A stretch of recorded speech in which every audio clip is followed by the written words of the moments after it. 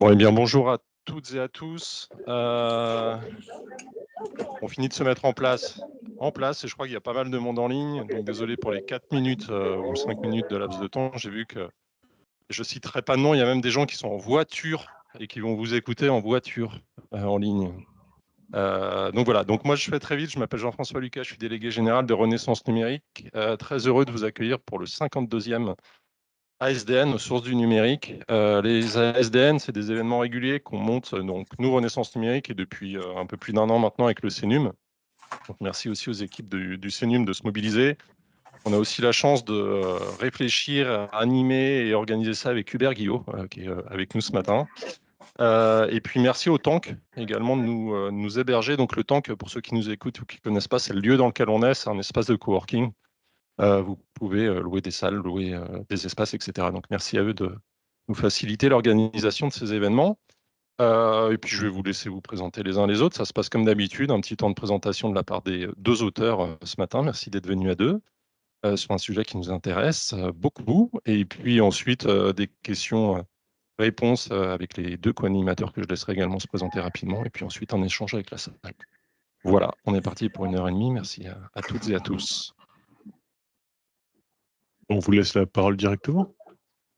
C'est peut-être plus simple que vous. Ouais, enfin, ou peut-être non. Ouais. Dans ma précipitation, je ne vous ai même pas présenté. Mais du coup, vous voulez peut-être le faire directement, comme ça, c'est ce qu'on s'était dit. Allez, on fait comme ça. Vous ferez mieux, vu que le début n'est pas très long. Allez, on fait comme ça. Merci. Allez, à vous la parole. Et puis, on fera de la relance ensuite.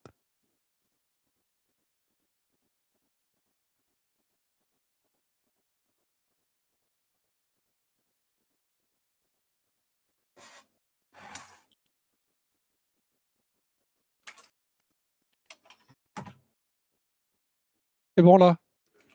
Ah, c'est bon. OK.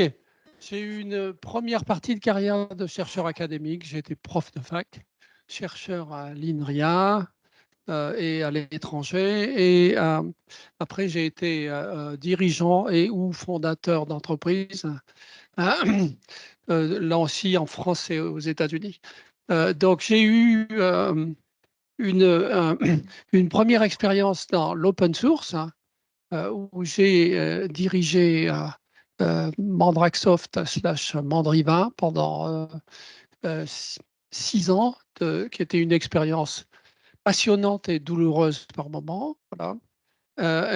Et puis, j'ai eu une expérience après ça dans ce qui a touché l'open data, et j'ai été au moment de la naissance en France, et j'ai cofondé, dirigé Data Publica, qui a fait après tout le premier annuaire de données publiques en France.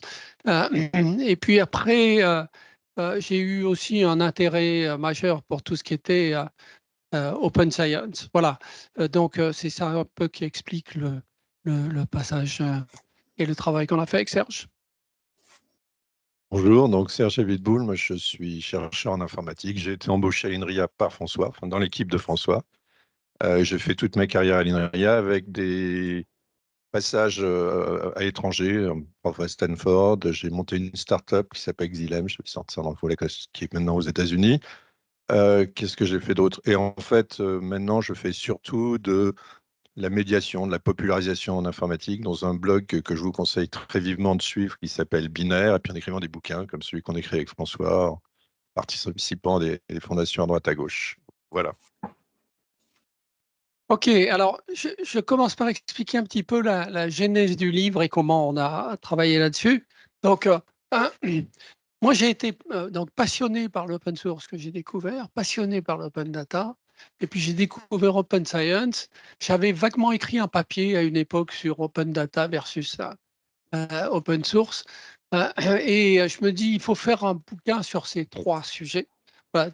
Donc, je suis aller chercher quelqu'un qui était expert en écriture de livres, vu que c'est un auteur multirécidiviste. Voilà. Et Serge, à ma surprise, m'a tout de suite dit oui, mais il m'a dit il faut faire plus que tes 3 sujets, il faut traiter des communs numériques.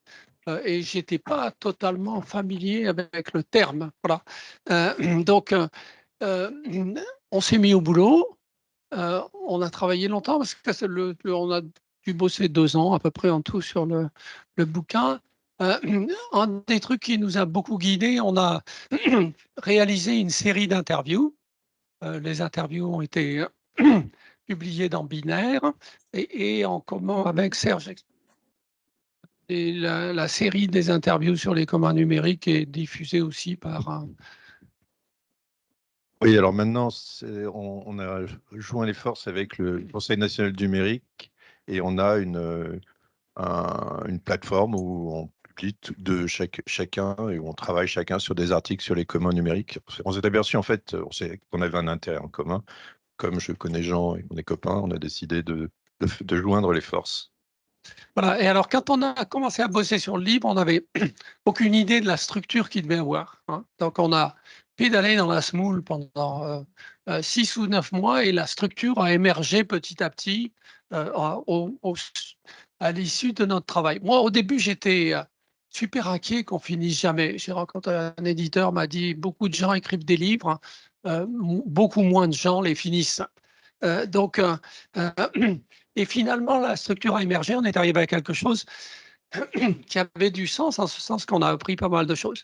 Voilà. Quand on a été sûr que ça marchait, on a cherché un éditeur. Serge avait déjà une relation avec Odile Jacob. Et on s'est posé le problème, évidemment, vu qu'on parlait d'ouverture et de libre et tout et tout. Est-ce qu'on fait un livre payant, fermé, etc. Et Odile Jacob a eu on va dire l'intelligence d'accepter que le bouquin sorte sous une forme papier payante et que 9 mois plus tard, une version libre soit mise on va pas dire sur le marché, mais soit mise à disposition de tous. Voilà un petit peu la genèse. Après ça, donc, qu'est-ce qu'on cherchait? La première chose qu'on cherchait, c'était à apprendre des trucs et à se faire plaisir. D'accord. Ah, je le ramène, je le ramène. Donc, et on a écrit avec plaisir. D'accord. Donc, je pense, on s'est pratiquement pas disputé. Pas assez, je pense. C'était voilà pas assez. Voilà. On ne sait pas, on n'a pas essayé d'être objectif, d'accord? Donc, je pense qu'il y a eu une partie de conviction et de croyance là-dedans. Donc, on n'essaie pas de faire la part des choses. On croit à quelque chose, on croyait à cette idée et on l'a poussée. En revanche, on a essayé de faire un effort d'exhaustivité. On voulait couvrir l'ensemble du domaine.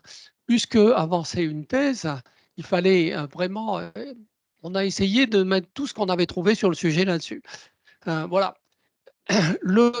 Un des objectifs, c'est de faire connaître les communs numériques. Donc, l'expérience que j'ai eue pendant toute l'écriture, dans les dîners en ville, c'est tu fais quoi? J'écris un bouquin sur les communs numériques. Les quoi? Voilà. Donc, on découvre aussi que expliquer ce que c'est que les communs numériques, ça ne se fait pas en une phrase, quoi. L'open data, je le fais en une phrase. Les communs numériques, c'est plus compliqué. Voilà. Alors, on espère avoir contribué à la réflexion générale des gens qui sont dans cet espace-là et peut-être servir de pont et d'intermédiaire entre différents domaines en listant bien l'ensemble des exemples qu'on a trouvés et qu'on a mis en avant. Voilà. Je prends la main ou c'est encore toi qui continue? On est vachement organisé. C'est impressionnant, ouais. Ah oui, alors évidemment, on parle depuis tout à l'heure.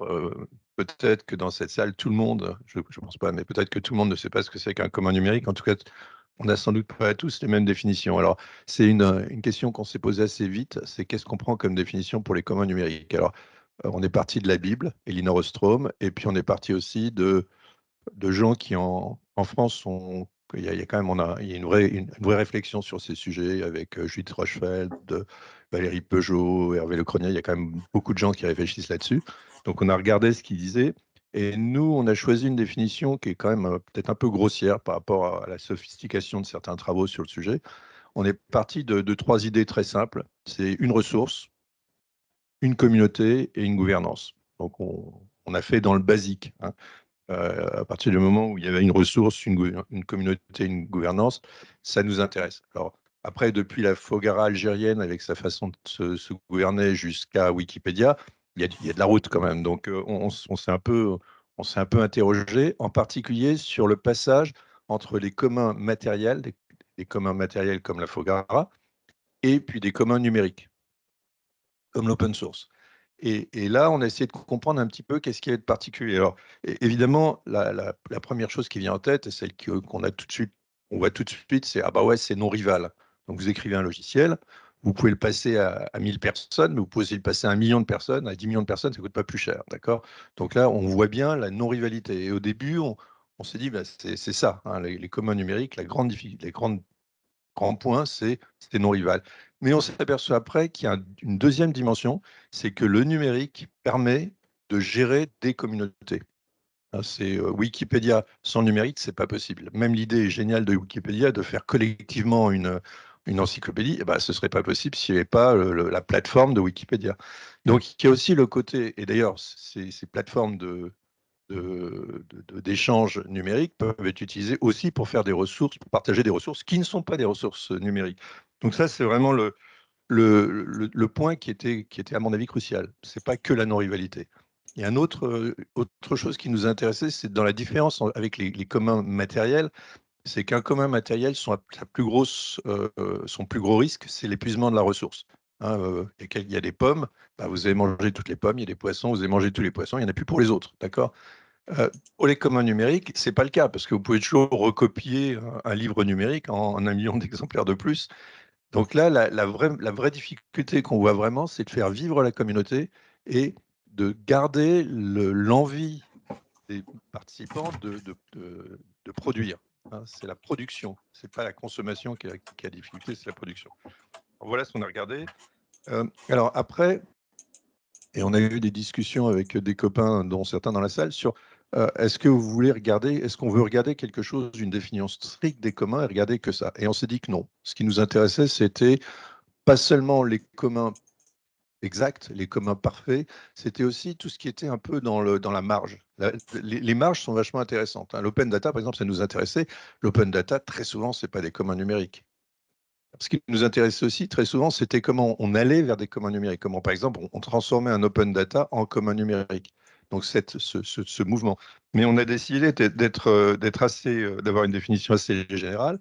On a décidé de ne pas éviter les sujets qui fâchent. Est-ce que la gratuité est obligatoire sur un commun numérique? Est-ce que l'exclusivité et la non-exclusivité est obligatoire? Est-ce que l'éthique? Est-ce que vous pouvez faire moi, c'est un sujet qu'on n'a pas trop traité, mais qui m'intéresse beaucoup, c'est est-ce que faire un drone tueur, c'est un commun numérique?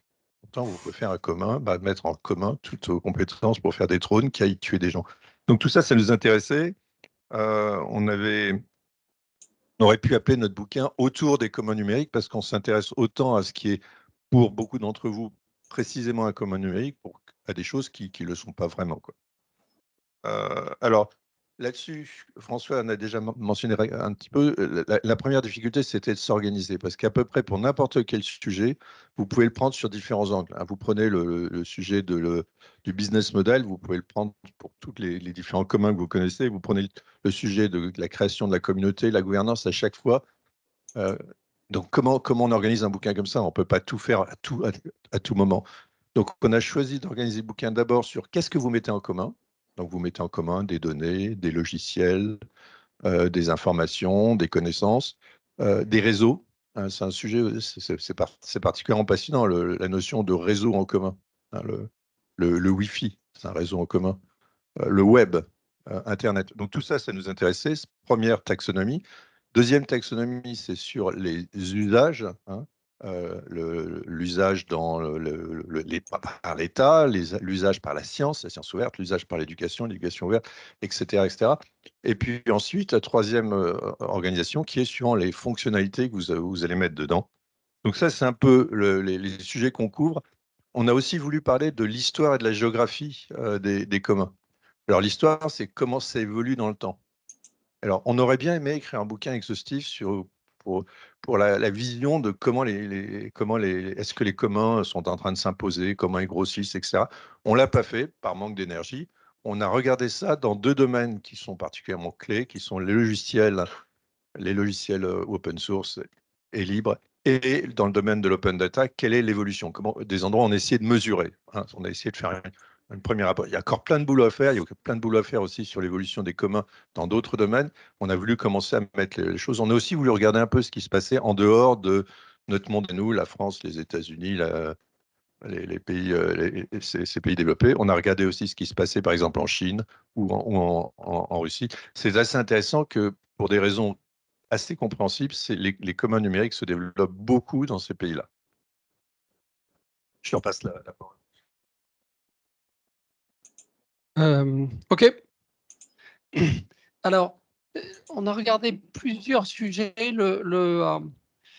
notamment le modèle économique. D'accord. Donc, moi, un des trucs qui m'a frappé dans les communs, c'est la variété et d'un commun à un autre. Donc, on trouve de tout. Il n'y a pas finalement de convergence si forte, ni de culture, ni d'esprit. Il y a un certain nombre de choses communes, comme le nom l'indique, mais il y a une grande variété. Et si on regarde, par exemple, rien qu'à l'intérieur du logiciel libre ou de l'open source, on fait la distinction entre les deux termes. Je ne sais pas si ça va être un sujet à débat ou pas, mais à l'intérieur de l'open source, on trouve des communautés qui sont très différentes les unes des autres. On trouve des approches qui sont très différentes. Donc, les gens n'ont pas pris un modèle et appliqué, mais chaque communauté s'est construite avec son propre modèle. Pareil pour les modèles économiques. Moi, j'ai été frappé de la variation des tailles, des budgets de chacun de ces communs qui vont de quelques centaines de milliers d'euros à quelques centaines de millions d'euros, ce qui m'a vraiment frappé. Même pour quand on voit comment OpenStreetMap vit avec des bouts de ficelle, hein, c'est vraiment, et qu'on compare ça à la relative aisance, par exemple, de Wikipédia, il y a un ordre ou plusieurs ordres de grandeur, de budget de l'un à l'autre. Donc, ça veut dire que chaque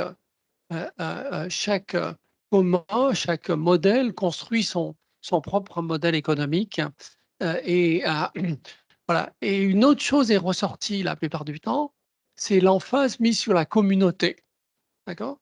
Donc, il y a quelque chose dans the Apache Way qui explique dans la communauté Apache que ce qui est important, c'est la communauté, c'est pas le produit.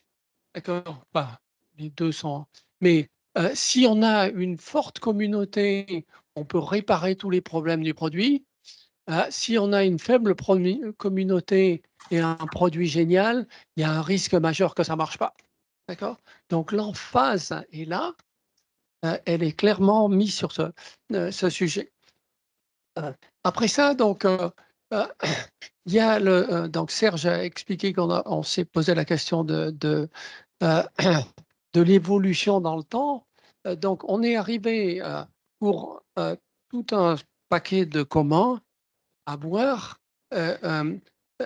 sur tous ceux pour lesquels on a eu des chiffres. Ces chiffres montrent un développement dans le temps. D'accord. On n'a pas vu un commun qui régressait. On a vu une croissance à chaque fois qui est soit absolue, mais aussi relative en général par rapport à un marché, si on se pose la question d'essayer de comprendre et mesurer comment ça évolue. En revanche, on trouve quand même des espaces et des zones d'application sur lesquelles, moi, il me semble que les communs ont un peu de mal à démarrer et à prendre ampleur. Si on regarde par exemple les ressources éducatives libres, qui sont un domaine majeur où les communs doivent et devraient réussir, et on voit une communauté active qui bouge, etc. Mais ça prend du temps à se structurer, ça a du mal à avancer. Voilà, moi j'ai trouvé la même chose, m'a-t-il semblé, dans l'agriculture, qui est pourtant à l'origine, quand on retourne vers les communs matériels, le domaine de prédilection, c'était quand même l'agriculture. Et là aussi, on se dit, ça devrait marcher, etc., etc. Ça avance, il y a une communauté, il y a des intérêts, mais il n'y a pas aujourd'hui le mouvement de masse qu'on pourrait espérer là-dessus. Donc, moi, je pense que clairement, c'est un mode d'organisation sociale et économique qui est en croissance, qui est fort et qui va se développer et qui va prendre du temps encore à le faire. Je pense que maintenant, on a assez parlé. On va plutôt écouter vos questions ou vos réactions. C'est bien, Serge, tu fais l'animation en direct. En même temps, c'est pas mal. Tu veux commencer peut-être un petit peu pour le rebond? Alors, merci beaucoup. Oui, bonjour à tous. Donc, moi, je m'appelle Margot Godefroy. Je suis rapporteure au Conseil national du numérique et je travaille notamment sur les sujets des communs numériques. Donc, je suis très heureuse d'être là avec vous ce matin. Alors, mais déjà, merci beaucoup pour votre présentation à deux voix de votre livre. Et j'ai une question. Je vais tout de suite attaquer sur un sujet assez précis, qui est notamment plutôt à la destination de Serge. Je sais que c'est un sujet qui vous intéresse. C'est qu'avec votre interprétation assez extensive des communs numériques, dans votre livre, vous venez à interroger le fait que Google, le moteur de recherche, puisse devenir un commun numérique et vous dites même, nous avons le droit de rêver que ça en devienne. Donc, est-ce que c'est juste un rêve? Est-ce que ça peut devenir une réalité? Et j'ouvre aussi la question sur plus largement les liens entre commun numérique et GAFAM. Si vous pensez qu'il existe un monde où il pourrait plutôt utiliser la force des GAFAM à destination des communs numériques, qui pourraient tordre un peu ce rapport de force qui ne leur est pas en leur faveur. Donc voilà, je vous laisse avec ces deux questions. Oui, moi, c'est une question qui m'obsède un peu, hein, parce que pour avoir travaillé, par exemple, sur Facebook ou sur le moteur de recherche de Google, je me dis, bon, alors c'est quoi ces machins-là? C'est des choses qui sont utilisées, parce que dans le moteur de recherche de Google, c'est 95% ou quelque chose comme ça de la population européenne. Donc, moi, quand on en arrive à ça, et que ça a une importance aussi considérable que de définir le marché, de définir le langage public, etc., on peut se dire, bah, c'est quoi? C'est presque un service public. Et en tout cas, ça ne l'est certainement pas. Ça l'est certainement pas, mais ça devrait l'être. Il doit y avoir des responsabilités. Alors après, quand on se dit la question, est-ce que le moteur de recherche de Google, qui d'une certaine façon, que vous utilisez tous les jours, un peu comme vous utilisez Wikipédia, on ne voit pas trop la différence d'utilisation, hein. On pose une question, on a une réponse. En quoi c'est différent? Alors la différence est quand même fondamentale, c'est que Wikipédia est défini et au service de ses utilisateurs.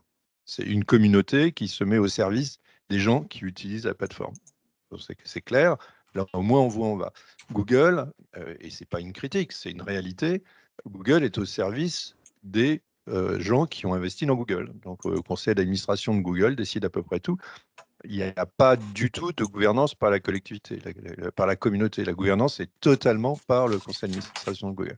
Alors après, en quoi on peut rêver? On peut rêver sur le fait on est dans des pays qui sont démocratiques, on peut imposer des règles à ces outils, et d'ailleurs on le fait, hein. Il y a le DSA, le DMA, on commence à leur imposer des règles qui font quoi? Pas qui font que, par exemple, on va leur demander plus de transparence. OK? Donc plus de transparence, pour moi, c'est sur le chemin d'un commun. C'est se mettre au service de tout le monde. Alors après, on pourrait aussi leur demander d'être neutres. En théorie, ils devraient l'être, mais ils ne le sont pas. On pourrait leur demander d'être neutres. C'est aussi les mettre au service de la communauté. Alors après, pour faire le saut et dire ça va plus encore vers le commun, qu'est-ce qu'il faudrait? Il faudrait que les objectifs de Google ou de Facebook, mais prenons le moteur de recherche, il faudrait que les objectifs de ce moteur de recherche soient définis par la communauté et ne soient plus définis par le conseil d'administration de Facebook, de Google. Alors évidemment, ça ne se fera que s'il y a des règlements. Honnêtement, l'entreprise n'a aucun intérêt à suivre ça. Ce qu'ils cherchent, c'est à optimiser leurs produits. Alors, est-ce que c'est complètement un rêve? Je ne suis pas certain, parce que si on revient en arrière, si on se place en 2004, aux alentours de 2004, le moteur de recherche de Google, d'une certaine façon, était au service de la communauté et utilisait une recommandation qui était basée sur le PageRank, qui n'était pas du tout biaisée, etc. Et c'est par la suite qu'il y a eu toutes ces dérives. Par la suite, ils ont voulu gagner plus d'argent, ce qui est normal pour une entreprise, hein. Encore une fois, si on ne leur met pas de règles, ils font ce qu'ils ils optimisent leur profit. Donc, il faut leur mettre des règles pour revenir à cette époque-là. Et si on regarde bien, à cette époque-là, le moteur de recherche, j'étais peut-être un peu long parce que ça me passionne, le moteur de recherche Google faisait déjà plein de profits. Il faisait des profits à partir des pubs. Après tout, c'est un choix de société. Est-ce qu'on veut payer pour le service ou est-ce qu'on veut voir des pubs pour le service? Mais la question, c'est qui, et on revient, je vais boucler et finir là-dessus, la question, c'est à qui gouverne ce truc. D'accord? Encore une fois, pour moi, que ce soit une boîte privée, c'est pas idéal, mais si ça marche, pourquoi pas, à condition que la gouvernance soit réalisée par la communauté des utilisateurs et pas par le conseil d'administration. Donc là, on est dans la science-fiction. Juste pour compléter un peu, l'affaire Google, on peut regarder la vraie alternative commun numérique sur Google Maps versus OpenStreetMap. D'accord? Donc, Google Maps, c'est aussi celui que beaucoup de gens utilisent et tout et tout. Et on a montré quand même que la communauté OpenStreetMap a montré qu'on pouvait faire quelque chose de totalement différent, quelque chose de beaucoup mieux dans certains cas. Par exemple, quand il y a eu les catastrophes à Haïti, le OpenStreetMap a réagi beaucoup plus vite et beaucoup plus intelligemment que Google Maps. Donc, il y a des vraies alternatives et des vraies concurrences. On n'est pas tout à fait d'accord là-dessus pour le moment, mais ça, c'est là. D'accord. Si demain matin, il y a un moteur de recherche concurrent qui arrive et qui soit complètement en commun numérique, je serais ravi. Mais ce que je dis, c'est qu'il y a une autre façon de le faire, ce serait d'imposer des règles à ces moteurs de recherche qui soient au service de la communauté. Et d'une certaine façon, il faut reconnaître qu'on va vers ça. Hein. Le DSA, DMA, ça va dans cette direction. Alors, ça va trop doucement peut-être pour certains d'entre nous, pour moi, mais ça y va. Hein. Moi, j'ai un mélange de feedback de lecteurs et de questions à vous apporter. Moi, au début, je croyais que c'était un bouquin de plaidoyer, vive les communs numériques avec un point d'exclamation. Je m'attendais à voir une sorte de truc hyper engagé de communistes, d'extrême gauche qui nous expliquaient que c'était la solution à tous les problèmes. Et en fait, pas du tout. C'est plutôt un livre qui donne de l'intelligence du sujet, qui essaie de l'ouvrir assez large et qui est très respectueux des auteurs. Et je trouve ça assez rafraîchissant, parce que c'est quand même aussi un milieu en général très engagé, l'univers de l'open source, de l'open data, des communs, voilà, et ça donne beaucoup d'intelligence du sujet et ça ouvre énormément de choses plus que ça ne ferme, quoi. Et je trouvais ça assez plaisant. Et en même temps, j'ai vu plein de trous où je suis rentré en mode ah, mais pourquoi ils sont pas allés plus loin que là? Ce que je comprends en gros, puisque l'idée c'était plutôt d'ouvrir et de faire synthèse sur la notion de commun, de balayer et d'ouvrir. Mais néanmoins, j'ai quand même des trous et des manques qui me restent avec un certain nombre de questions. La première, c'est sur les communautés et la gouvernance. Bon, moi, j'ai pas pu m'empêcher de regarder ça un peu en sociologue. Vous faites des ouvertures de sociologie sur comment fonctionnent les communautés, qu'est-ce qui motive les communautés, voilà, mais on va pas jusqu'au bout. Et vous parlez un peu de la gouvernance des communs. Mais un truc qui m'a beaucoup manqué, c'est notamment quand la gouvernance ne marche pas. Vous en parlez pas tellement, des crises de gouvernance des communs, quand ça dysfonctionne. Ou alors je suis peut-être passé à côté de ça, alors que pour moi, ça serait ça qui serait aussi intéressant. Parce que dans Wikipédia ou dans OpenStreetMap, je connais peut-être un peu moins bien, mais il y a eu des moments de crise énormes dans la gouvernance de Wikipédia, dans les 3 niveaux de la gouvernance, des gens qui se tapent dessus, des désaccords, des éléments importants. Et je pense que dans toutes les histoires de tous les communs du milieu open source, de ces communautés, il y a eu des moments de crise. Et alors, même si j'imagine que l'ampleur de la tâche d'aller observer ces gouvernances, ces crises, etc., était potentiellement énorme, pourquoi vous n'en avez pas tellement parlé? Parce que pour moi, elles disent beaucoup de choses en général, justement, parce qu'elles ont mis à l'épreuve ça. Et des gouvernances qui ont survécu et des communautés qui ont survécu depuis longtemps sont en général des modèles qui sont assez robustes et assez intéressants et quand elles ont réussi à surmonter ces crises. Voilà. Et là où parfois, voilà, et donc je me suis intéressé, pourquoi est-ce que dans la notion pédagogique que vous avez faite sur cette dimension des communs, pour moi, un des éléments très forts justement là-dedans, c'est que certaines communautés open source ou de gouvernance de communs majeurs qui sont importantes, type Wikipédia ou OpenStreetMap, qui sont des trucs qui ont passé l'épreuve du temps, le fait qu'elles aient passé des épreuves est un élément de conviction très très fort sur le fait que c'est utile. Ou que ça marche et que ça peut marcher et que c'est un modèle qui peut être amené à supérer. Donc, est-ce que vous n'en avez pas eu le temps? Est-ce que vous l'avez fait? Est-ce que vous ne vouliez pas trop parler du négatif, etc. Je me suis un peu interrogé là-dessus. Ou est-ce que en fait, vous étiez juste positif et vous vous êtes dit, allez, on y va comme ça? Ah, c'est une super bonne question. Alors, peut-être que quand on a posé les questions, quand on a interviewé les gens, je pense qu'on n'a jamais posé la question racontez-nous des histoires d'horreur de gouvernance, et c'est pas ressorti, d'accord? Donc je suis d'accord avec toi, ça vaut certainement la peine de se poser la question. Voilà. Alors quelques éléments de réponse. La première, c'est on parle des forks. Un fork, c'est une crise de gouvernance majeure que moi je compare toujours à la scission du Parti communiste et du Parti socialiste, avec Léon Blum gardant la vieille maison et les autres partant faire un truc plus révolutionnaire. Ça ressemble exactement à ça. Donc les forks, c'est des crises de gouvernance. L'autre chose qui m'a frappé, c'est l'évolution de la gouvernance dans le temps, d'accord, qui est certainement liée à des crises légères ou latentes. D'accord. Donc, quand la communauté se crée au départ, la gouvernance a des règles très faibles et très simples. Et au fur et à mesure qu'on avance dans le temps, ces règles deviennent de plus en plus précises et de plus en plus compliquées. L'exemple typique étant Wikipédia, qui est devenu de plus en plus sophistiqué et pour certains lourdingue dans la gestion de ce qui se passe. Donc, je pense que dans cette évolution dans le temps, il y a dû y avoir des crises et je reconnais qu'on ne les a pas traitées. Donc, Serge, pour la version 2, Oui, c'est vrai que je crois que la vraie raison, c'est que c'était pas dans les entretiens. On n'a jamais posé cette question, personne n'a soulevé la question, donc ça apparaît dans plein d'endroits dans le bouquin, mais il n'y a pas un endroit où on traite du sujet, et c'est vrai que c'est dommage. Alors moi, je vais dire un truc dont on parle, un endroit dans le sujet et dans le bouquin, et qui, à mon avis, il y a ça, c'est la DAO, la Distributed Autonomous Organization, c'est-à-dire la façon de gérer de façon complètement autonome, numérique, une organisation, une communauté. Et ben, le problème clé là-dedans, c'est le problème de risque de désaccord dans la gouvernance. Comment on fait? Parce que évidemment, on ne peut pas avoir prévu tous les cas, ce qui est exactement le problème de la gouvernance des humains, c'est qu'on n'a pas prévu tous les cas, il y a un cas qui se trouve, et la communauté est partagée.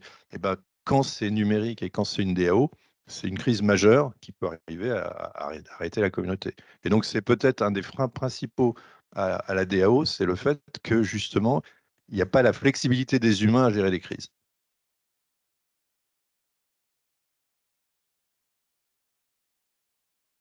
Ok, alors moi j'ai une question un peu plus, justement, vous l'évoquez dans votre présentation sur les différents domaines d'usage dans lesquels vous avez étudié les communs. Donc justement, dans toute votre exploration de ce qui peut être dans le mouvement des communs, vous abordez évidemment des domaines dans lesquels on a l'habitude de voir des formes d'ouverture, comme l'éducation et la science, mais d'autres domaines un peu moins récurrents, comme la justice et le monde de l'entreprise, qui sont des sujets, en tout cas, que moi, j'ai beaucoup moins vu lorsque je lis des choses sur les communs numériques. Donc déjà, qu'est-ce qui vous a conduit à aborder ces thèmes-là, à regarder quel mouvement de communs numériques pouvait y avoir dedans, et si il y a des domaines que vous vouliez explorer, que vous avez écartés parce qu'il n'y avait pas de mouvement de commun numérique, ou alors qu'il y avait une certaine rigidité à l'ouverture des échecs de commun, quoi. Alors, c'est aussi les questions qui sont un peu complexes. Oui, quand on est arrivé, on a voulu faire un plan. Et il y a des trucs qui sont imposés, exactement ce que tu as dit, ce que vous avez dit, la science, l'éducation, etc. L'État. L'entreprise, pour nous aussi, c'était évident parce que quand même, on vient d'un monde où l'open source est extrêmement présent dans les entreprises. Donc ça, c'était les domaines qui étaient assez évidents. Et puis après, ensuite, on se disait, évidemment, il doit y en avoir ailleurs. Alors comment on est arrivé à ce ailleurs? C'est pas parce qu'on a fait peut-être on aurait dû faire une investigation systématique, on l'a pas fait. En fait, ce qu'on a fait, c'est essentiellement, on a été tiré par des gens qui nous disaient, ah bah, des gens qu'on interviewait, qui disaient, mais tu devrais regarder aussi là-dedans, dans la justice, il se passe des trucs marrants. Et on se disait, ah bah oui, on n'a pas réalisé. Enfin, enfin, c'est quand même majeur le fait de mettre en commun toutes les décisions de justice. On était nuls, on ne savait pas. Bon, bah, ils nous l'ont dit, et donc on a commencé à tirer des fils. Et puis, il y a des fois, pour l'agriculture, c'est le contraire. On s'est dit, non, c'est pas possible qu'un domaine comme l'agriculture, qui au départ était déjà au départ des communs, avec les communs agricoles, c'est pas possible qu'il n'y ait rien. Et donc là, on a posé des questions, on a dit, bon, essentiellement, on a appelé l'INRAE, enfin, des gens qu'on connaît, des contacts à l'INRAE, en disant, mais est-ce qu'il se passe quelque chose en agriculture, dans les communs? Puis on a dit, ah, bah, la personne qui peut vous parler de ça, c'est machin. Et donc, on l'a interviewé. Voilà, donc on a tiré un peu des fils. Et alors, par contre, il aurait fallu peut-être faire une démarche plus systématique. On ne l'a pas faite. Et à la dernière question, c'est est-ce qu'il y a des domaines où vous avez senti des réticences? Il y a plein de domaines où il y a des réticences, même des domaines surprenants. François mentionnait l'éducation. Il y a partout. C'est assez rare que quelqu'un arrive dans un domaine en disant ouais, les communs, c'est votre solution, et tout le monde l'embrasse en disant ouais, yeah, on arrête tout ce qu'on fait, on fait des communs. C'est pas comme ça que ça se passe. Il y a toujours des luttes, il y a toujours des résistances dans tous les domaines. Alors après, encore une fois, c'est un travail qui mériterait d'être fait, d'aller regarder dans les différents domaines et de regarder les degrés d'avancement. On n'avait pas l'énergie pour faire ça. Ça demanderait un vrai travail de fond. Et puis peut-être une étude systématique de tous les domaines. Alors, quand même, il y a un point, je finirai là-dessus, il y a un point qu'on a remarqué à peu près chez tout le monde, c'est que la référence commune, c'est très souvent le logiciel libre. C'est-à-dire que très souvent, même quand les gens faisaient autre chose que du logiciel libre, ils nous disaient oui, on voulait faire comme pour Linux et des choses comme ça. Donc tout le monde est à peu près au clair sur les logiciels libres, pas tellement sur les communs numériques. Et c'est ça qui est souvent la référence. Pour les licences aussi, pour à peu près tout. Il y a un domaine sur lequel il faut dire un mot. On a cherché ici les recouvrements écologie commun numérique, hein, et on n'est pas arrivé à trouver quelque chose on n'est pas arrivé à rentrer et à aligner quelque chose qui faisait un chapitre. Voilà. Et c'est un peu curieux, je ne sais pas. En tout cas, on n'y est pas arrivé. Voilà. Je rebondis là-dessus parce que pour moi, il y a une question à la fin, après avoir reposé un peu le livre qui vient, c'est quelle est la dynamique des communs? Parce que vous y répondez pas complètement, vous ouvrez en mode c'est intéressant, voilà, mais ça m'intéresserait de vous avoir.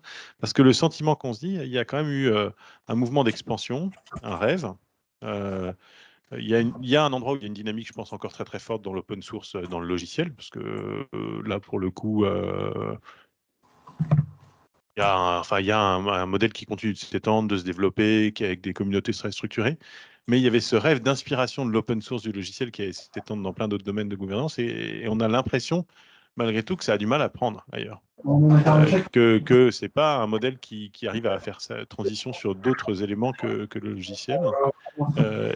Et du coup, ça m'interroge un peu sur la dynamique et le pourquoi écrire ce livre maintenant. Est-ce que un peu pour ranimer la flamme et transmettre et dire bon bah c'est un modèle quand même viable, ça vaut le coup de le faire. Et quel est votre sentiment sur la dynamique après avoir mené un peu cette enquête comme ça en allant voir un petit peu partout? Parce qu'effectivement, quand on voit l'agriculture, je suis d'accord, il y a un moment où on se disait, bah, nous, je me souviens chez Renaissance Numérique, on avait fait un rapport sur numérique et agriculture il y a 7-8 ans, 6-7 ans, un truc comme ça, où bah, c'était pas un rapport pro-commun, mais on parlait beaucoup de cette dynamique d'agrégation autour de l'open source dont on pouvait s'inspirer dans le monde agricole, qui faisait commun avec ça. Mais de fait, je pense qu'on peut constater que bah, ça ne prend pas trop, ça ne démarre pas. Ça bourgeonne toujours un petit peu sur la marge, mais ça ne se cristallise pas. Et comment est-ce que vous l'expliquez? Est-ce que c'est une question de régulation? Est-ce que justement il y a un rapport à prendre? Ou comment est-ce qu'on peut exciter un petit peu autrement les choses? Ou est-ce que vous faites cette même analyse qu'au-delà de quelques exemples majeurs qui sont assez importants, installés ou qui fonctionnent bien, plus le logiciel, on a du mal à l'imposer au-delà ou à le faire vivre au-delà de ces communautés-là. Oui, donc la question de la dynamique est importante. Je répète, hein, nous, tous les endroits, tous les domaines sur lesquels on a pu trouver des chiffres montrent que les chiffres sont en croissance, hein.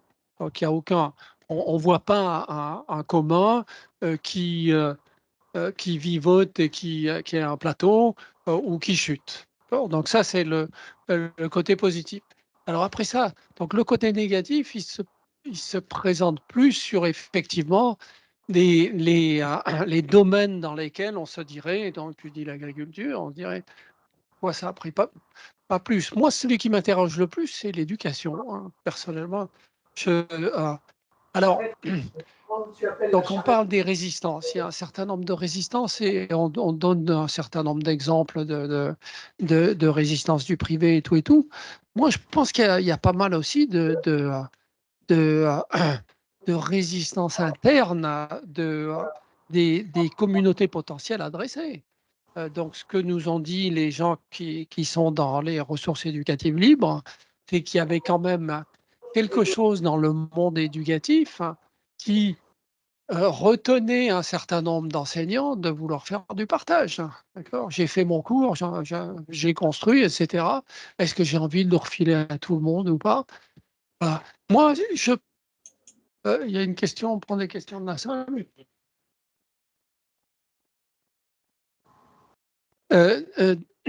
Donc, moi, je pense que c'est quand même lié beaucoup à l'énergie des militants de départ. Donc, c'est les gens qui font bouger. Donc, c'est vraiment un truc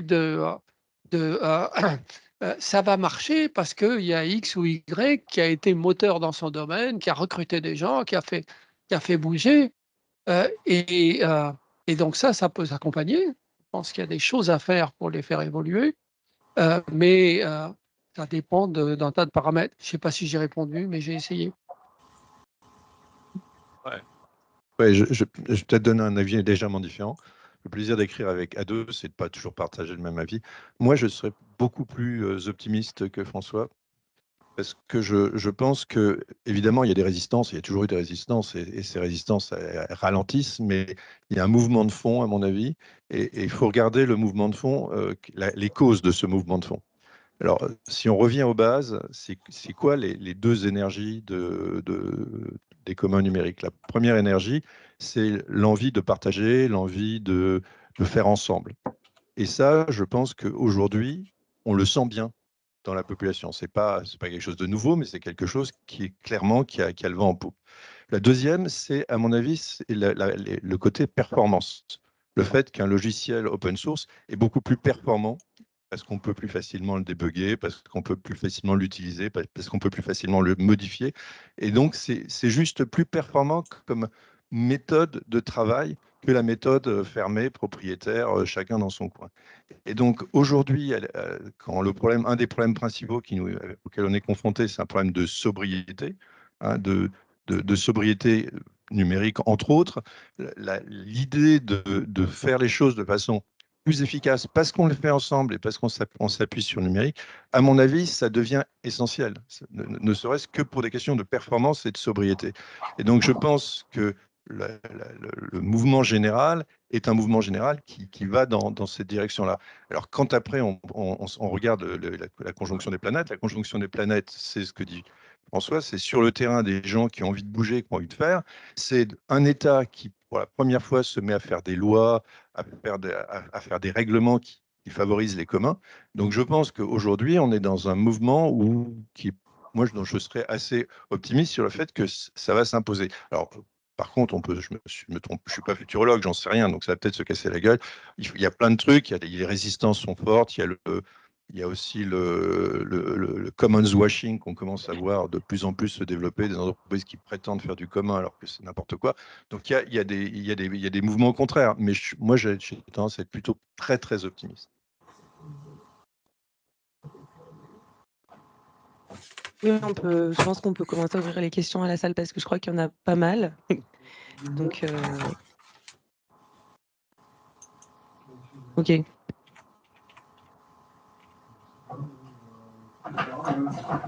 Merci beaucoup. Donc, Louis Simon, moi, je travaille à Open Classrooms, qui, du coup, est une plateforme, organisme de formation, centre de formation en ligne. Et effectivement, ce qui est très intéressant, c'est qu'on a commencé, avant d'être Open Classroom, on était le site du zéro. C'est un forum d'échange de pair à pair entre codeurs. Puis, on est devenu, par la suite, changement de modèle d'affaires. Mais on a gardé une partie, je ne sais pas s'il faut la qualifier de commun. En tout cas, on rend accessible gratuitement un ensemble de contenus de type MOOC. Et puis par là, donc on conserve un peu cet ADN-là, même si on est dans une tenue, une entreprise. Mais je voulais rebondir là-dessus parce que c'est très intéressant. Le secteur de l'éducation, la pratique d'un échange dans une salle de classe, d'une salle de professeurs, c'est du commun. Il y a une partage, une conception, une philosophie du commun. Les profs entre eux s'échangent des ressources, essayent de construire à un niveau très local ou dans une école, une communauté. Pour autant, quand on monte un peu en niveau, et notamment quand on se confronte au numérique, là, il y a des barrières. Et ces barrières, elles sont de l'ordre réglementaire. Moi, ce qui m'a frappé, c'est que je pensais, mais pourquoi vous ne faites pas plus, vous n'allez pas plus vers une digitalisation des contenus, mais de qualité. Mettez en ligne des cours. C'est très simple. La convention de branche. La convention de branche pour les enseignants, par exemple, alors je parlais avec les enseignants du privé indépendant, mais il faudrait regarder du côté de l'éducation nationale, fait qu'un enseignant est rémunéré à l'heure de présence. Quand un cours est dupliqué, qu'il est visionné 1500 heures, l'enseignant n'est pas rémunéré 1500 heures.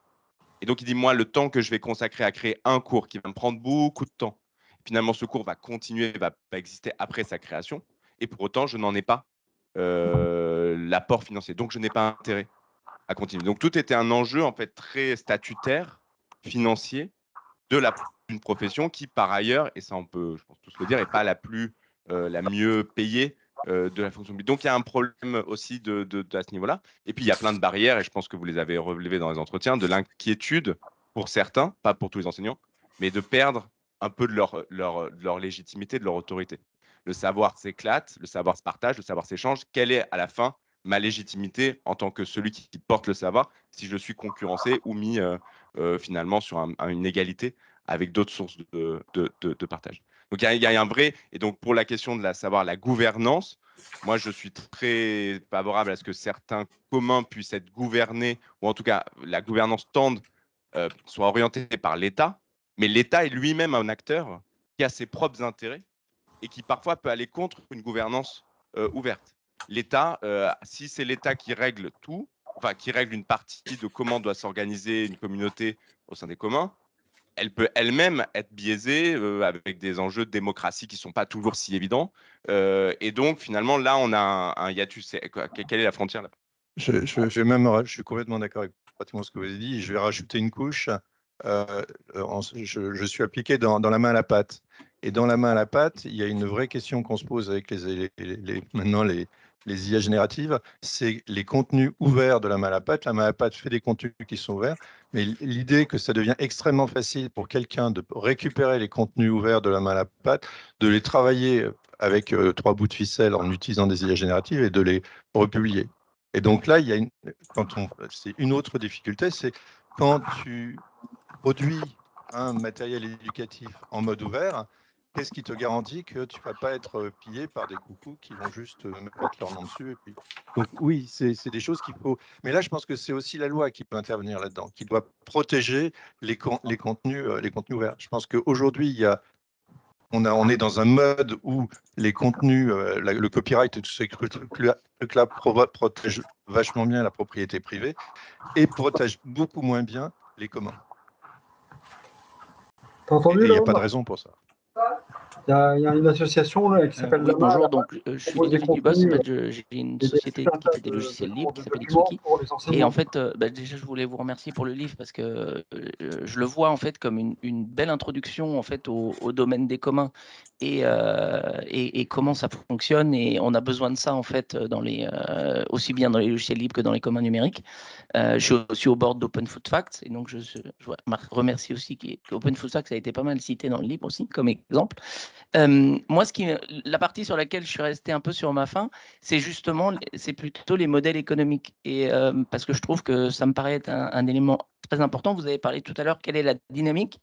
Je pense que pour qu'il y ait de la dynamique, il faut qu'il y ait des modèles économiques.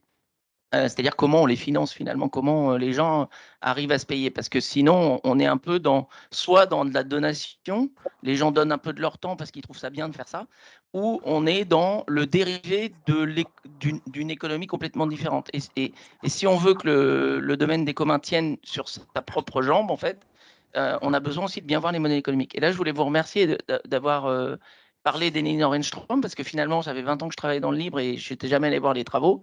Et je suis tombé en cherchant un peu de détails sur les travaux, sur une équation que quelqu'un avait adaptée un peu au domaine du logiciel libre. C'était quand est-ce que les bénéfices de contribuer sont supérieurs aux bénéfices de ne pas contribuer, plus le coût de contribuer. Et alors, ce n'est pas exactement l'équation d'Elinor-Engström, c'est un dérivé de l'équation d'Elinor-Engström. Et finalement, donc Elinor-Engström, finalement, c'est un traitement économique de la problématique des communs, mais pas pour les communs. C'est une économiste, voilà. Et j'ai trouvé cette équation extrêmement intéressante, finalement, parce que j'ai vu comment elle s'appliquait dans mon propre domaine. C'est-à-dire que quand est-ce qu'on a réussi à financer, c'était probablement quand on avait réussi à être dans le cadre de cette équation. Et que quand on n'y était pas, bah, finalement, les gens ne venaient pas. Et ça répond peut-être un peu au cas d'Open Classroom aussi. Bah, finalement, pour le prof, bah, ce n'était pas bénéfique de contribuer, c'était plutôt négatif. Et donc, finalement, il ne contribue pas. Et donc, je trouve qu'il faudrait mettre ça peut-être plus en lumière. Donc, si vous faites une V2, je vous encourage à mettre ça plus en lumière et à traiter peut-être encore plus le modèle économique dans votre livre. Je vais laisser François répondre sur le fond s'il veut, mais tout à l'heure, on n'était pas assez sociologue. Là, on n'est pas assez économiste, donc on se revendique tous les deux, informaticiens. Et on ne peut pas couvrir tous les domaines, mais on a quand même essayé de parler beaucoup d'économie. Hein, parce que là, on est d'accord avec vous, c'était quand même le modèle économique, c'est quand même à la base. Si on n'arrive pas à trouver de modèle économique, ça se casse la gueule. Ouais, je suis d'accord avec toi. Je suis d'accord avec toi. Et il y a certainement encore du travail à faire là-dessus. Et sur la compréhension économique du système, moi, ce qui m'a frappé, c'est quand même la richesse et la diversité des solutions apportées, quoi. Donc, il y a des choses, il y a ce que tu fais toi dans ta boîte et qui réussit, il y a des choses complètement différentes qui relèvent du bénévolat, qui est bien ou qui n'est pas bien, etc. Donc, ce qui est merveilleux, c'est l'ensemble de tout ça qui fait une richesse et qui fait marcher le système. D'accord? Donc, il n'y a pas de, voilà, et il n'y a pas de règles. Par exemple, voilà, est-ce que le logiciel libre doit être gratuit? Je ne suis pas sûr. Voilà, donc faire du payant, c'est tout à fait bien. L'essentiel, c'est que ça marche, qu'il y ait une communauté, qu'il y ait une gouvernance, qu'il y ait une transparence, etc. Voilà, donc c'est un des grands débats. Merci de l'avoir adopté. Oui, merci de cette présentation. Yvan Rasteter, donc j'ai écrit il y a une vingtaine d'années le logiciel libre dans les entreprises et le logiciel libre dans les PME. Donc, justement, comment voyez-vous les évolutions depuis 20 ans? Je me souviens, Bill Gates disait effectivement, il y a 20 ans, le logiciel libre, c'est du communisme. Bon. Donc, comment voyez-vous les évolutions par rapport au logiciel libre dans différentes cercles? Et comment vous pouvez vous dire que c'est comme ça que ça va se développer dans les années à venir? Bon,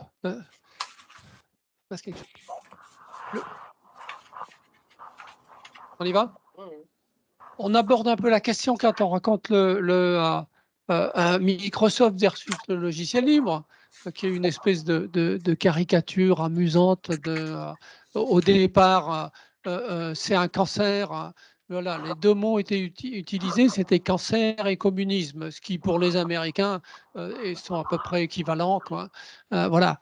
Et après ça, la conversion progressive de Microsoft au logiciel libre pour en devenir le champion, soutenir Linux, etc., c'est extraordinaire, quoi.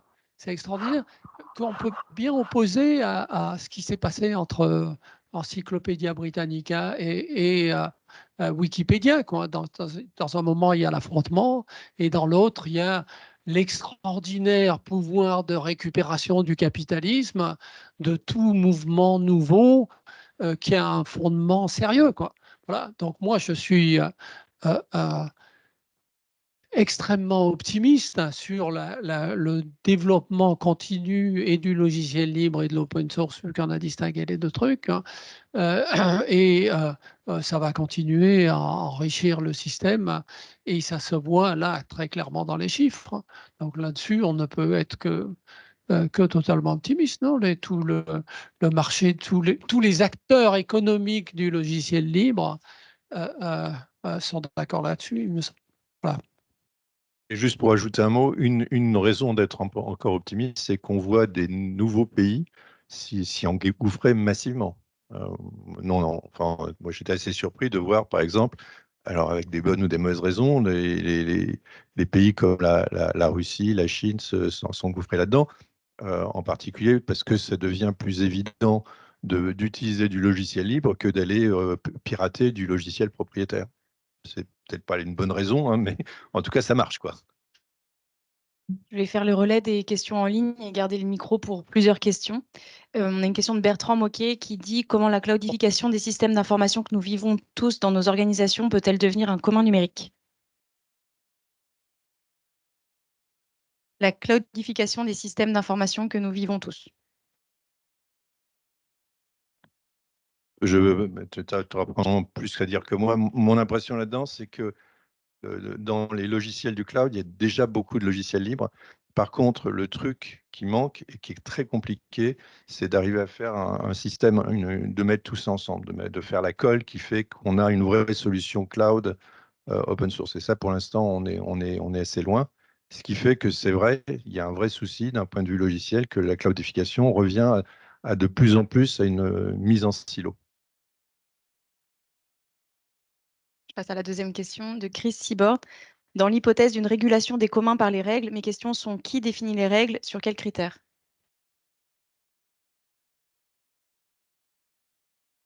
Qui fait les règles d'une régulation des communs? Donc, qui met en place la gouvernance, c'est ça? Donc, Qui les définit et les critères, oui. donc, ce qu'on a vu dans tous les gens qu'on a interviewés qui étaient au centre d'un commun et qui le géraient, c'est que la construction des règles de fonctionnement de la gouvernance est établie par la communauté de façon progressive et évolue dans le temps. D'accord? Donc, c'est la communauté qui le possède, et on part d'un système qui est relativement simple au départ et souple, à des règles de plus en plus précises au fur et à mesure que ça se présente, quoi. Et là, on rejoint peut-être le problème des crises de gouvernance qu'on voit. Et si la communauté est forte, elle sait gérer ces crises, elle sait évoluer et tout et tout. Voilà. Donc, mais c'est la communauté qui les fait. Donc, communauté et gouvernance, c'est comme ça que ça fonctionne. Et un mot sur les critères? C'est la deuxième partie de la question. Les critères de choix pour les... De définition des règles.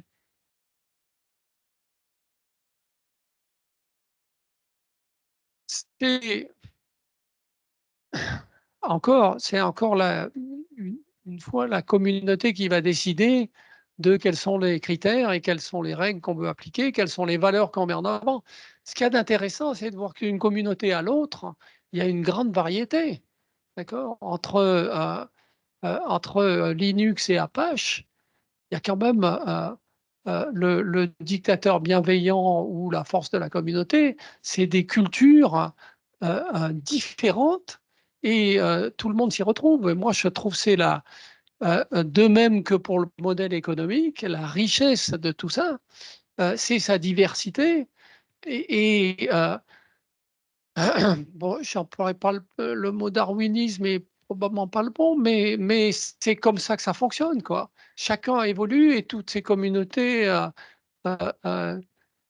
survivent à leur manière, et il n'y a pas une voie il y en a 36 et c'est ça qui fait la richesse du modèle.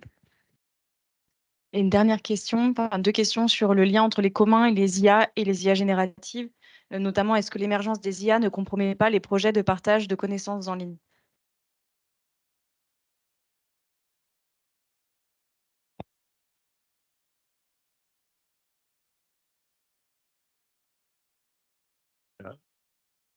Alors, le livre a été écrit en grande partie avant la grande mode des IA génératives. Donc, on aurait pu rajouter. Mais c'est une explication, en tout cas. Oui, il y a un vrai sujet sur les IA génératives. Je l'ai déjà mentionné un peu tout à l'heure au sujet quand j'ai parlé de la main à la pâte. C'est que les communs produisent des ressources. Et là, on parle souvent de ressources qui peuvent être des ressources textuelles, par exemple, qui peuvent être des ressources de logiciels. Et il y a un risque assez certain de voir des IA génératives piller ces ressources. D'une certaine façon, ça a déjà commencé. Parce que si on regarde comment aujourd'hui toutes ces IA génératives ont été créées, elles ont été créées en s'abreuvant, c'est l'ailleurs génial, hein, c'est pas du tout une critique, on voit la puissance de la langue, puisqu'en fait, toutes ces IA génératives ont été entraînées en lisant du texte. Et c'est quoi ces textes? Bah, la plupart du temps, c'est le common crawl. C'est les données qui sont en commun sur le web, c'est-à-dire les données qui sont des données des biens communs. Donc, oui, c'est un vrai sujet. Le sujet de pouvoir protéger des communs. euh, pour prendre un autre exemple, la fanfiction, tous les gens qui écrivent la fanfiction, ils mettent ça en commun sur la toile et ils n'ont pas envie de se faire piquer de fanfiction, ils ont envie d'être lus. Et si une IA générative arrive et se met à produire la fanfiction au kilomètre, bah, ça va être un vrai sujet, personne ne les lira plus. Donc oui, il y a une vraie question. Et ça, alors, en ricochet, ça pose des questions sur le fait que qu'est-ce qui est commun dans ces IA génératives? Alors très souvent, les logiciels, pas toujours, mais très souvent, les logiciels sont en commun. C'est pas vrai pour OpenChat, bon, c'est pas vrai pour tout, pour ChatGPT, mais très souvent les logiciels sont en commun. Mais il y a une question aussi, est-ce que les données d'entraînement sont en commun? Déjà même, est-ce qu'on sait quelles sont les données d'entraînement? Ben non, la plupart du temps, on ne le sait pas. Il y a très peu d'entreprises qui disent quelles sont les données d'entraînement. Donc, oui, c'est clair que les IA génératifs, comme à peu près, surtout comme ça transforme le paysage, ça pose des questions, bah, ça pose aussi des questions en commun, bien sûr. Ce serait surprenant que ce ne soit pas le cas. Michael Gauthier, éthicien et data scientist. À l'aune de l'affaire Pegasus et des clouds souverains non open source, cette question s'adresse à Serge Abitboul. Que pensez-vous de l'évolution de la sécurité dans les applis cloud open source? Je connais pas, je connais pas assez bien le sujet. Je vais répondre de façon, je vais botter un peu en touche parce que je connais pas le sujet. Le sujet est intéressant, mais je ne suis pas du tout spécialiste. Euh, Mon expérience, en revenant en arrière, c'est que en général, quand on parle de l'open source et de la sécurité, on vous dit l'open source, c'est une catastrophe pour la sécurité. À partir du moment où c'est open source, les gens peuvent trouver des trous de sécurité, etc. Mon expérience, alors là, ça revient au système de sécurité genre RSA, etc., c'est que c'est le contraire qui s'est passé. C'est-à-dire que quand les logiciels de sécurité sont open source, on trouve plus facilement on trouve plus facilement à les fixer. Mais encore une fois, j'ai pas du tout la prétention d'avoir répondu à votre question. Une dernière question en ligne. Les communs numériques ne sont-ils pas aussi une réponse à des situations de crise dans les domaines de la transition, des tiers-lieux, des Fab Labs, des low-tech, de la santé, des circuits courts, des habitats participatifs? Nombre de communs émergent. Ouais, merci pour cette question. C'est exactement ce que j'avais essayé de dire tout à l'heure, peut-être pas très bien, c'est que dans une période qui est un peu troublée ou une période où les notions de sobriété, de, de- d'entraide deviennent primordiales, oui, tous ces lieux peuvent être des endroits où on peut développer des communs et puis les mettre en œuvre de façon hyper efficace au service de la communauté. Tout à fait. Merci pour cette question. Est-ce qu'il y a une autre question dans la salle, a priori en ligne, mais ça va peut-être arriver. Jean, non? Ah, tu te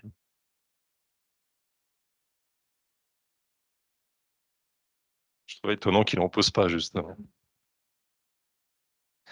Oui, merci pour le livre et pour ce sujet que je découvre petit à petit. Je suis économiste à la base, et donc les économistes ont eu beaucoup de mal à définir les entreprises. Bon, les entreprises, il y a plein de parties prenantes. Et la question de la gouvernance est approchée par à qui on donne le pouvoir de décision. Souvent, on a besoin de financement. Beaucoup d'entreprises ont besoin de financement, donc on va donner ce pouvoir de décision aux actionnaires. Après, il y a d'autres entreprises de l'autre côté du spectre où on va donner le pouvoir de décision aux producteurs, donc ce sont plutôt les coopératives. Et, donc voilà, cette gouvernance des communs, finalement, est-ce qu'elle ne s'approche pas de ce modèle-là des coopératives, où on donne en fait le pouvoir de décision aux gens qui contribuent? Ou est-ce que vous avez vu en fait dans le panorama des communs que vous avez vu, des gouvernances plus générales, où il y a des gens extérieurs aux contributeurs qui peuvent décider aussi des décisions stratégiques autour de ces communs-là?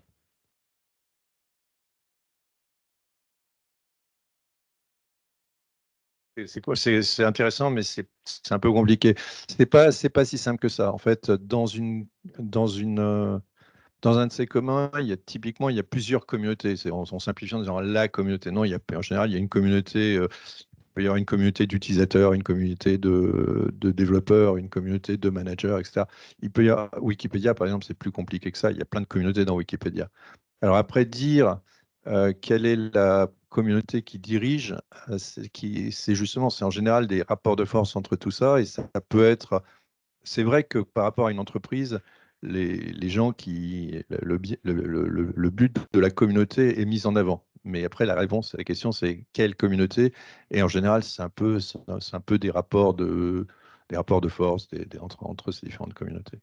Mais la notion de la gouvernance, je crois qu'on tourne quand même beaucoup autour de ça. C'est quand même une question essentielle Donc, ça ramène à ta première question, quoi. C'est vraiment une question essentielle. Moi, je me rappelle mon expérience à Mandrakesoft. Quand j'ai débarqué là-bas, j'avais aucune idée de ce qu'était le logiciel libre ou la communauté. Et dès que je présentais une idée de ce qu'on pourrait faire, tout le monde me répondait mais la communauté sera contre. D'accord? Alors d'abord, j'avais même pas compris ce mot communauté, je trouvais ça super bizarre. Mais donc, l'ensemble de l'équipe et des développeurs vivaient avec l'espèce d'exigence et d'obsession de cette communauté qui connaissait peu finalement, hein, qui était assez vocale sur le net et assez violente. Mais donc la communauté existait, était importante pour tous, hein, sans même qu'il y ait une règle ou une obsession. Je pense que ça doit être la même chose que un artiste vis-à-vis de ses fans ou un truc comme ça. Donc, ce rapport m'avait étonné. Donc, ça veut dire qu'il y a autre chose que les règles et les systèmes de pouvoir. Il y a la conviction et l'obsession des gens de ce qu'il faut faire et pas faire. Voilà.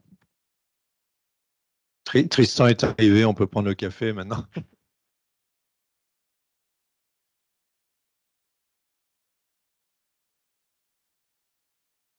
On n'a plus d'autres questions. Bon, on va peut-être doucement s'arrêter là. Moi, et voilà, évidemment, j'ai perdu. J'avais un super rebond à faire et j'ai complètement oublié. Non, moi, je pense que il y avait sur la gouvernance, effectivement, moi, je trouve il y a des tentatives d'hybridation ou d'inspiration de la gouvernance des communs qui émergent dans l'entreprise énormément aujourd'hui, même quand elle ne s'occupe pas d'open source. Toute la dynamique, notamment de la RSE des entreprises, qui se fait beaucoup autour de nouvelles instances de dialogue, plus communautaires, etc., est assez intéressante. Il y a pas mal de tentatives aussi d'hybridation. Il y a des flux et des reflux. Il y a eu un flux, je pense qu'il y a une quinzaine d'années, où cette notion de communauté autour de l'entreprise, de dialogue continu, d'entretien était très forte.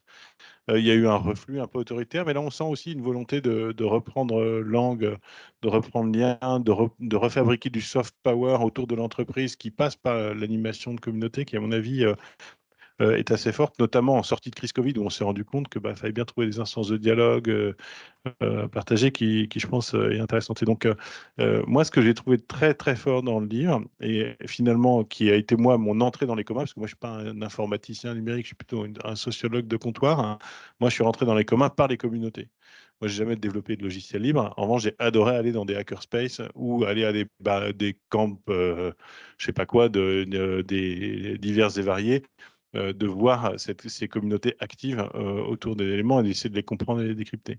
Et une des frustrations et un des appels, c'est que à un moment, vous parlez de Wikipédia, vous dites que la dernière grosse étude sur les utilisateurs de Wikipédia date de 2010. Et je pense qu'en fait, on manque de matériaux de sociologie ou d'études un peu sérieuses sur ces communautés qui sont passionnantes. Je ne cessais de penser en vous lisant au bouquin de Jérôme Denis sur le soin des choses, sur ces communautés d'utilisateurs et de dissociation entre le consommateur pour montrer un peu sur des gens. Voilà, et Jérôme Denis qui paraît a fait beaucoup de sociologie sur le numérique. Et je pense qu'on en aurait vachement besoin. Et voilà. Et donc peut-être que c'est pas à vous de faire les sociologues la prochaine fois, mais que, en fait, s'il y avait des super travaux de ouf sur ces communautés-là, ça vaudrait le coup qui nourrissent, si ce n'est les prochains tomes, puisque on n'arrête pas de vous faire la blague des prochains tomes ce matin, voilà, mais ou des travaux qui viendront se mettre sur les épaules de vos travaux à vous. Je pense qu'on va peut-être s'arrêter là pour ce. Ah non, on a une dernière question. Vas-y. Alors, on a une dernière question en ligne de Michel Briand qui rebondit en disant pourquoi cette distance entre acteurs de l'intérêt général et acteurs des communs numériques? Quelles collectivités accompagnent des communs numériques? Portail des acteurs des transitions, des innovations sociales, chatons, fournisseurs local de services numériques, et bien sûr, etc.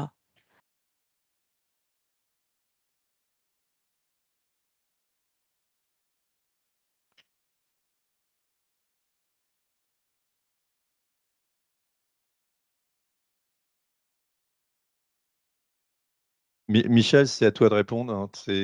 En fait, oui, il y a une communauté, il y a une convergence d'intérêts. Et je pense qu'il y a quand même, il y a quand même pas mal de collectivités qui commencent à s'intéresser au commun numérique. L'État s'intéresse au commun numérique, etc. Donc, ça existe. Évidemment, on voudrait beaucoup plus. Et c'est aux collectivités aussi de faire les efforts, peut-être.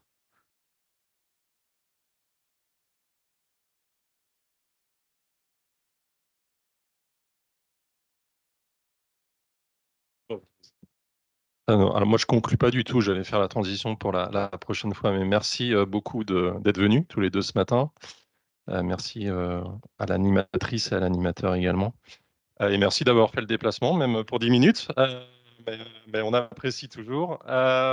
Simplement pour vous dire qu'on se retrouve le 2 mai avec Nathalie Azoulay qui a écrit Python, et ça sera de 17h30 à 19h. On va changer de format, on va repasser en soirée. Donc voilà, au plaisir de vous retrouver le 2 mai pour cette prochaine session des ASDN aux sources du numérique. Merci à tous.